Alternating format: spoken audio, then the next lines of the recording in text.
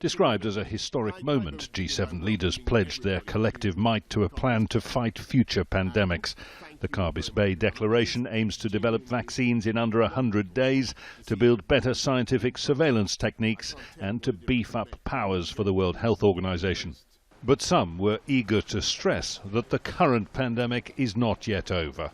We need really those with the power to come together and to organize an effective response to the COVID.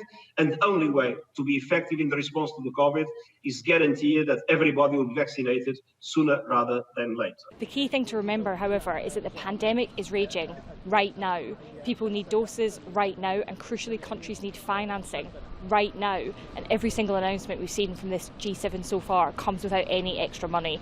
And until we see the money, none of this, unfortunately, can be credible. Big promises, sometimes empty, are often a feature of big summits. This one, though, had something to offer that does feel substantial. The United States, I've said before, we're back. The U.S. is back. We feel very, very strongly about the cohesion of NATO, and I, for one, think that the European Union is an incredibly strong and vibrant entity. Joe Biden's administration wants G7 allies to support a global infrastructure project to rival China's Belt and Road Initiative. It's a return to US leadership that many of his fellow leaders have sorely missed, even if warm words for the EU won't be entirely to the taste of the summit's host.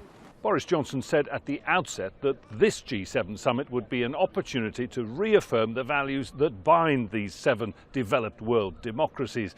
And yet, at this very summit, he stands accused by the European Union of failing to honour his own commitments on Brexit.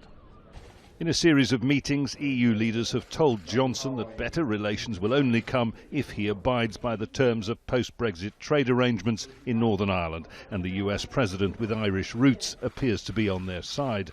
I think that we'll have some pragmatic solutions, and if we don't, then I think that what our friends have also understood is that it's the prime duty of the UK government to uphold the territorial integrity of the United Kingdom. Which is the sound of a Prime Minister, no matter how isolated and however disappointed that Brexit has cast a cloud over his summit, nevertheless refusing to back down. Jonah, Al Jazeera, Cornwall.